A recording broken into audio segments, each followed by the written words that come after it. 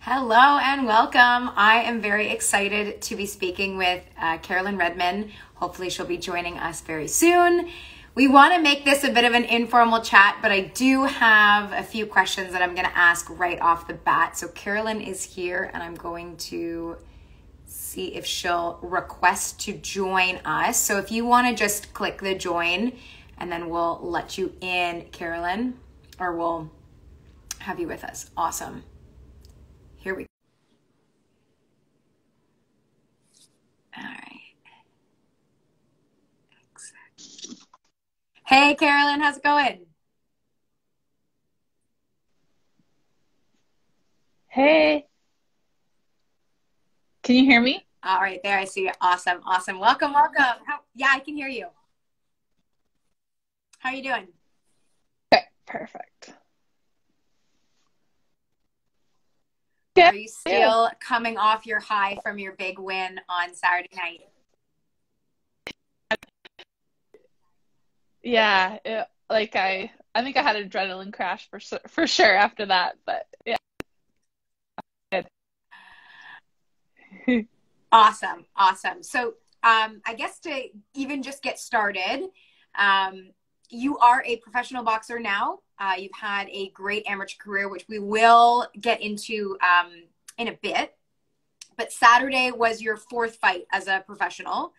And just to get started, you changed weight classes. So if you want to just let everyone know what weight class you were at before, what was the new weight class that you were in on Saturday night, and then going through that, how was it to change those weight classes? Oh no, I think she's gone.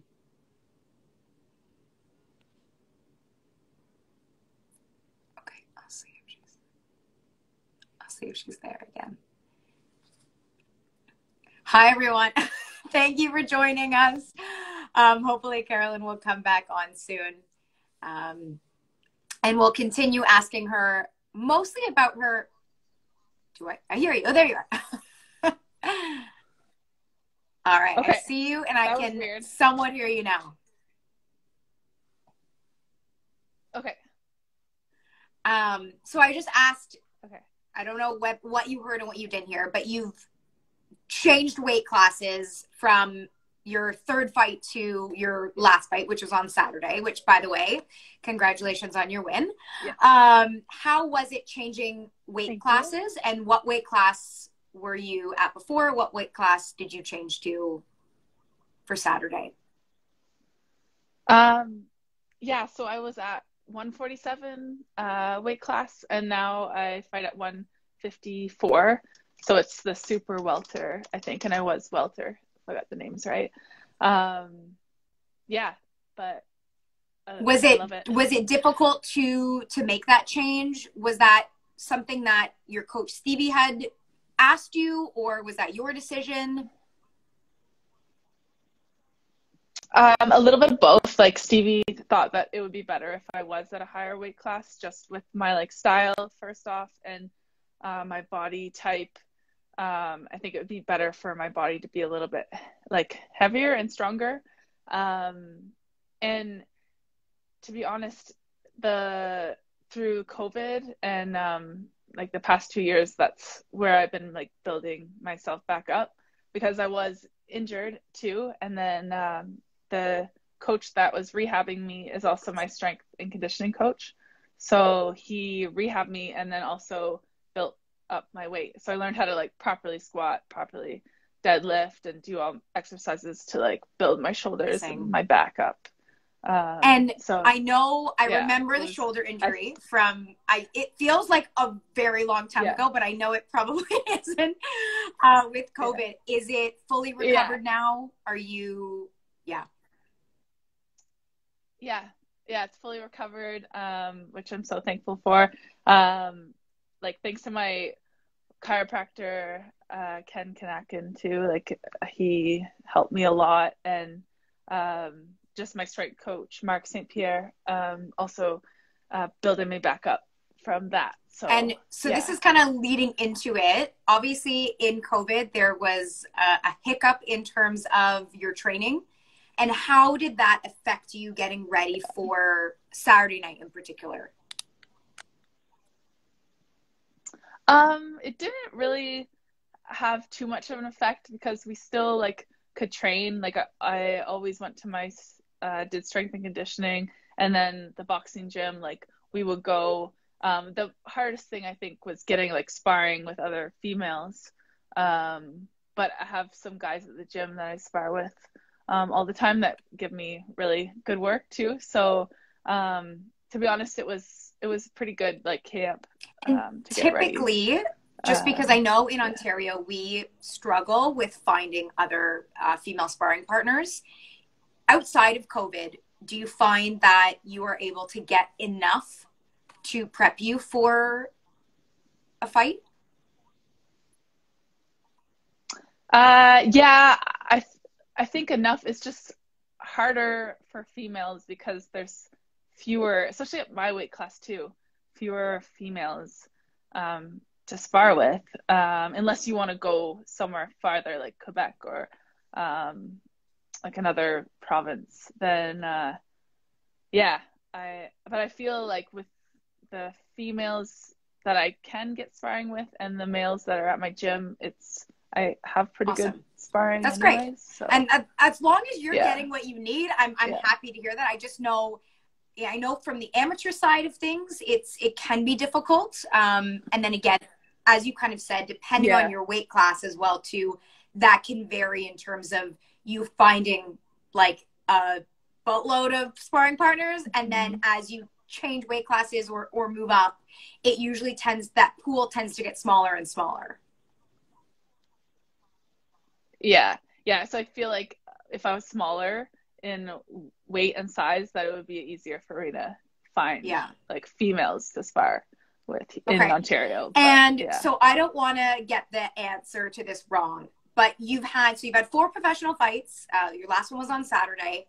You've had 70 something amateur fights. So I'm going to let you explain a little bit of that, but you have said before that you found your home in the professional ring and that kind of style. Can you, one, just confirm the exact amount of amateur fights so everyone actually knows and I don't get it wrong? And then also just that transition from amateur to pro. Yeah, so I think my book, I don't know where my book is, but I have it somewhere, but it said 76 amateur fights. And then there's turning from from amateur to pro. I just feel like I can be more myself in the ring. I think in amateur, and still now a little bit, but I'm getting more relaxed, but I would try to be too perfect and too like perfect technique and whatever, but pro is like more like a fight. Like you need heart, you need like it just felt like it was more me, and I was able to like let go of some of these like perfect like parts of being an amateur, and it wasn't as quick either. Like in amateur you have to be really quick in and out, so I feel like professionally it's just more my style. Like it's more of a marathon rather than a sprint, and and do you prefer the not the longer rounds, I shouldn't say that, but more rounds than so this was my first fight, this past one, where I did 6 rounds. So that was the most rounds I've done. And like as long as my conditioning's there, I feel like it's going to be to my benefit, because I kind of started off a little bit slower just to like feel the person out and like work my jab and then pick up the pace from there. So I think like 6 to 8 to 10 rounds is going to be way better for me, personally, than just having like 3-minute rounds where it's like, I know that's the one thing that's always really difficult when you watch, fights, and you'll see that the males, before you, and then the female fights, and it's just like that it just ended. Like they feel so fast. Yeah. It's only a minute, but it feels like for some reason, it feels like your rounds were like 30 seconds versus theirs, which was like it felt like 5 minutes. Yeah, totally true. And I hope one day that we are able to do 3-minute rounds. But like for now, at least It's like something. I'm getting more rounds, whether it's 2 minutes. Yeah, so I have a little more time than I would if it was That's just 4 awesome. rounds. So okay, 76. I'm gonna try and remember that. But knowing that you have that, and I think so. From what I remember on Saturday, and I don't want to say the wrong thing, but I feel like there were some fighters that had, I'm gonna say, more amateur than others. Do you think, in your opinion, obviously it's totally your opinion, that was an advantage for you turning pro? Do you think, I guess, like that 76 really helped you go from, you know, and transition well into the professional world? Yeah, 100%. Definitely feel like that plays a huge role.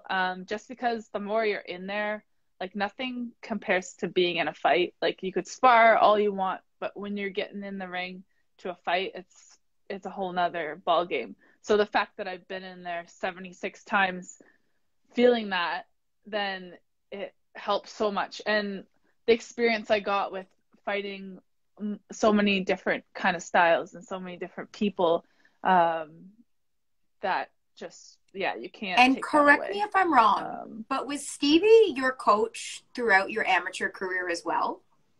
Okay. Yeah, so he got the first fight I ever had was with him. So and I remember the very first day when they were like, "Oh, you're ready for a fight." I had like been sparring, and I think I was sparring Tuffy, like Tavina, and she like hit me with this punch, and it kind of like I literally walked right into it, and then I like turned me around, and then I just turned back and kept going, and they're like, "Oh, you're ready for a fight," and I was like, "Okay." But Stevie's been there.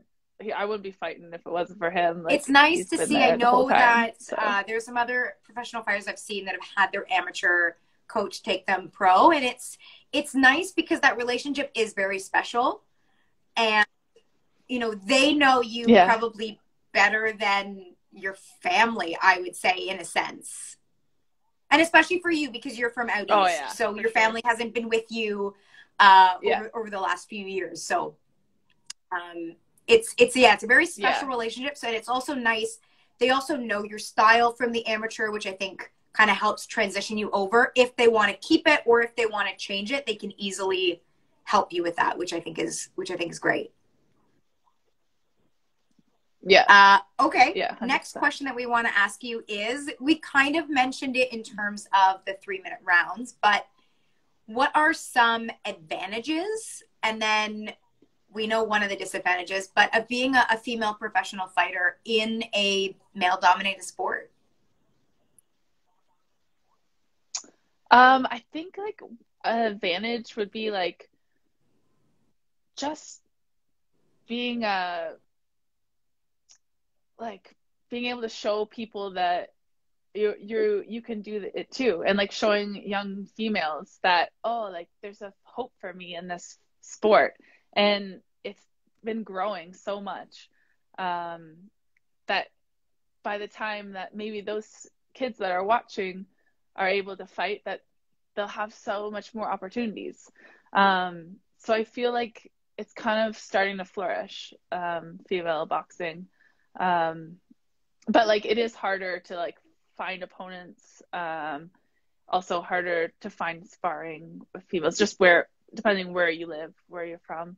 And also like the pay isn't necessarily as good as males. But hopefully one day that will all even out. I know like even in real like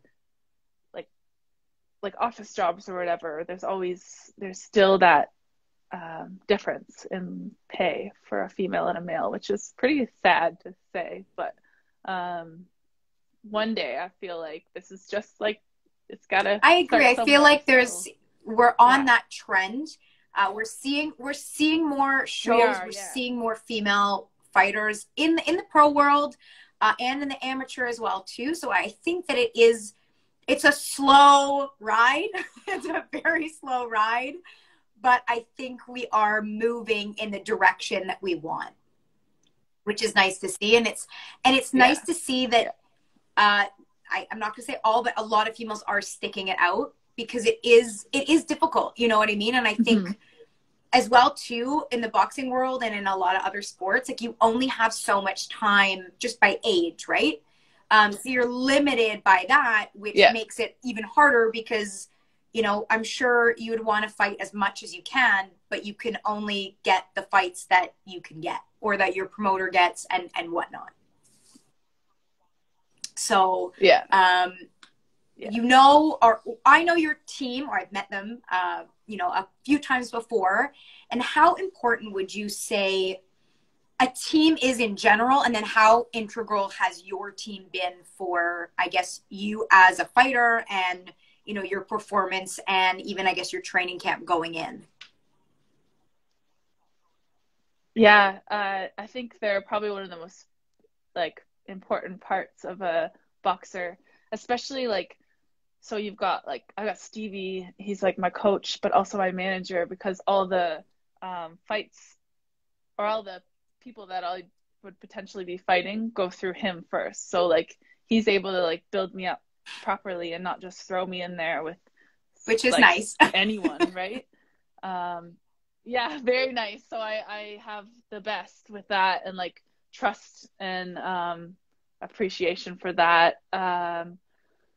Also, like, my strength and conditioning side of it, I've got that coach. And then also, like, the mental aspect of it, I have another friend, Jess Short, that does Awesome. mental, like, therapy and stuff with me. Did you have that in the amateurs by any chance?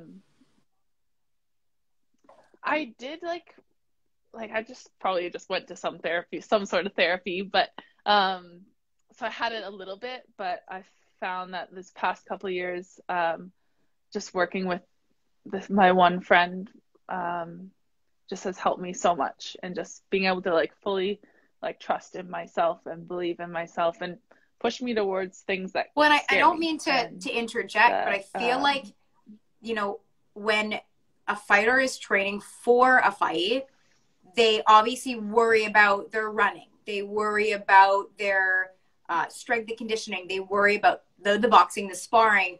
They kind of secondary to that, because they need to make weight. They worry about their nutrition and their water intake. Sleep, I think, gets, like, kind of thrown in there in terms of, like, just making sure that you can train properly. But I feel like one of the things that really gets pushed down is that mental aspect. Yeah, because, it's, like, so important. And it shouldn't, because, like, it's so important. If you go in the ring thinking, like, doubting yourself, then that's gonna show. Because at the end of the day, it's just you. Like, you are the only one that is in there. Like, Stevie can be yelling at me, Sarah can be yelling at me, but I've got to actually do it, and I've got to believe that I can do it. So that is massive for me. Like, it's just another form of training. And I remember when I was injured and I couldn't do a lot, I was doing mental, like, therapy and mental training, because I was like, well, if I can't do anything else, I'm sure going to do that this. helped like, you. And I'm sure that, you know, it's funny. It's one of those things that a lot of times those little things that we're like, oh, like, yeah, like, I'm sure that will help, is probably the one thing that really changed you.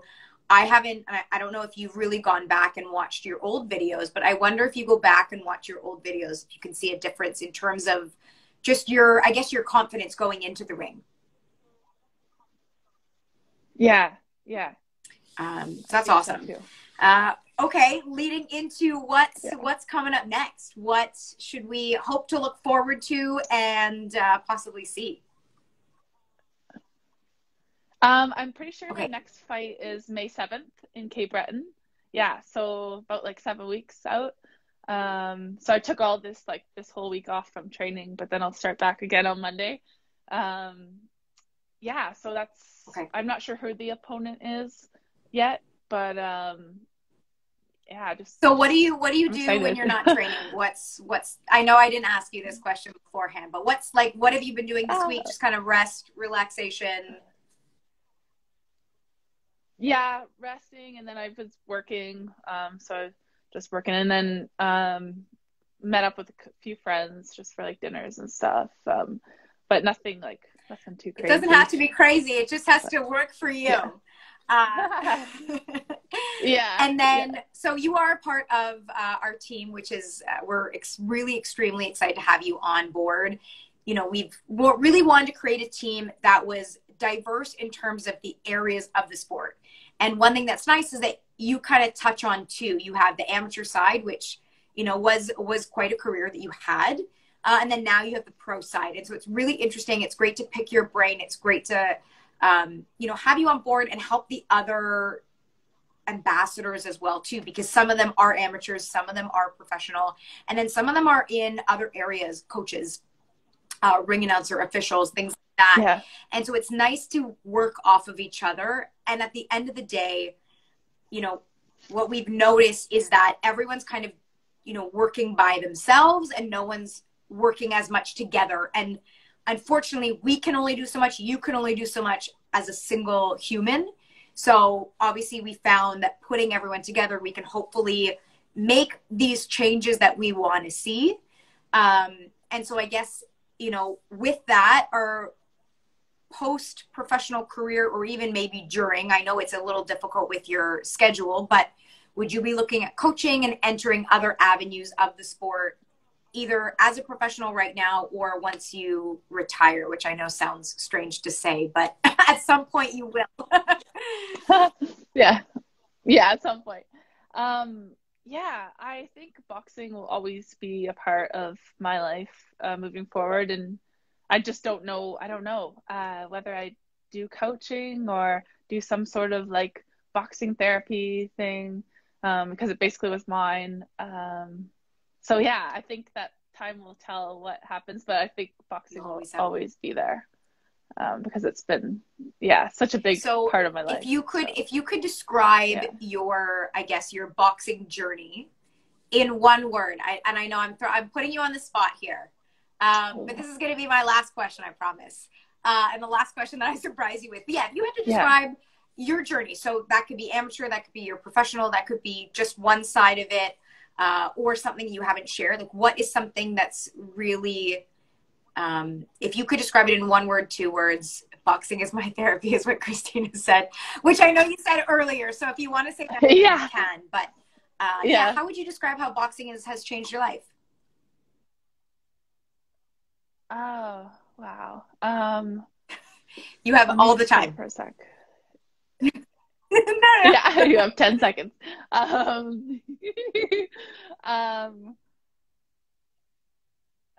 don't know. I think it's like just life-changing. Okay. Sorry. Last question. Yeah. If you weren't boxing, what would you be doing?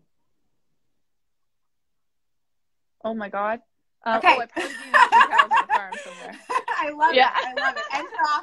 End it off on a nice note. So May 7th, you said, right? Yeah. Okay. And I would imagine. Yeah, May 7th. There's not a lot of people that might be coming to Cape Breton, but I'm assuming that there will be live streams, so you'll be able to send us the link so that we can share it with everyone. Okay, awesome. Well, we look forward to you training again. So enjoy the rest of your week off. Good luck training again, and we look forward to seeing you on May the 7th. I didn't ask if anyone had any questions, but if anyone does have any questions for Carolyn right now, drop it in the chat. Otherwise, we're going to let her get on to her relaxing week and enjoying her off training camp, which is short. But to be honest, I imagine you're excited to get back in. So, well, thank you so much again for joining us. Thank you for sharing all your experiences and answering all of our questions. And hopefully we can, hang on. We got a question. Thanks for having me. Was your style difficult to figure out? She was very awkward coming forward. Was her style? Yeah, was her style difficult to figure out? She was very awkward coming forward. It was. She was just awkward. Yeah. I was just trying to like keep straight punches right down the middle because she was swinging like wild hooks, and also like staying on my back foot. So that I wouldn't get caught with some silly shots, which I did, but like you got to take one to give one. But yeah, it wasn't too difficult to figure out. I don't think she was just from what awkward. I saw, I would say you looked confused, and rightfully so, because you were just like, I've never seen this before. But then you seemed to figure it out. Like you made the change that you needed to, because I think you probably go in with, you go in with a game plan. You go in thinking that they're just going to throw jabs, and that's how, their style is going to be similar to your style. And then from what I saw, it looked like you were just like, oh, okay. All right. Okay. I think the first time I was like, oh, yeah, okay. And then like, this is interesting. And then like move off of that. But yeah, you're right. So it did take like a little bit of me figuring out also just myself in there again. Because remind us again how long it had been. 25 months, right? 25 months and 5 days. Yeah. So it was just like I had to just feel what it felt like again to be in there. Like, even though I was sparring. Fight night is different than sparring. So, yeah. So, that was a great question. Thanks so much. I don't know who said that. Yeah. If anyone has any more questions, we're going to hang on for, I guess, like another 30 more seconds. But yeah, this was a great chat. Yeah. It's very interesting, to hear. It was cool to see you solve the puzzle and really dominate as the fight went on. I agree. Thanks. It's one of those things. That's the one thing that is really cool about boxing is that, every fighter is going to be different, and some fighters, like, I don't know. Okay, I feel like I keep saying the last question. Did you have any footage on her that you had seen? Yeah, so I saw a little bit of footage, and I already knew that it was going to be very awkward. And like just sort of like she's a fighter and she won't stop. Oh yeah, she did not stop. So, like she was like, you got to give her credit for she kept pushing forward whether she got hit or she didn't get hit. Yeah. And so kudos to her. She made you work for it. Like she was not giving it to you. Yeah.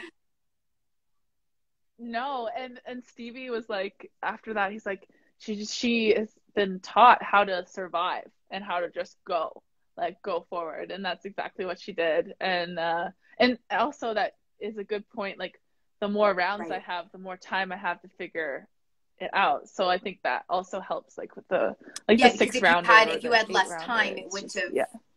Which I think is also just unfortunate for the fighters as well too, because then you again don't have that establishing time. And you shouldn't have to find old video footage of their style beforehand. Like I know I'm blanking on who it is, but there is a pro fighter who she does not put any of her sparring up anywhere. So it's very private. Oh. Obviously, I'm assuming like some people have it in terms of like, someone was in the gym and they filmed it. But in terms of like, she never posts it. It never goes anywhere, so that other than, I guess, fight night, but no one can see her style. Because as well, too, for every fight, and I'm sure you've had this even with Stevie, there's probably one game changer that you've added to your repertoire, or you've done something new, which is obviously needed for you to just keep on improving. But that's something that she does. And I think you learn from every fight, which is nice. Yeah, for sure. Awesome. So thank you again. Thank you to everyone that joined us. Thank you to everyone that asked a few questions. And hopefully we will do this again after May 7th, and you can tell us how that experience went. Do you know whether or not it will be like a 6 or 8 rounder? I think it will be 6 or more. Okay. So, yeah. Sounds good. Yeah, keep us posted on the details, and we'll let everyone else know on here. I'm assuming your fans will already know. Don't forget to follow Carolyn as well, too, if you don't. It's at care.jane91. Okay. I just want to make sure I got it right. There's so many people that have their full names, their half names, their middle names. So I just want to make sure I get it right. Follow Carolyn, follow her journey. We are very excited to watch you fight again May the 7th, and have a great rest of your night. Cheers. Thank you so much. Thanks for Bye. having me. I'll see you later.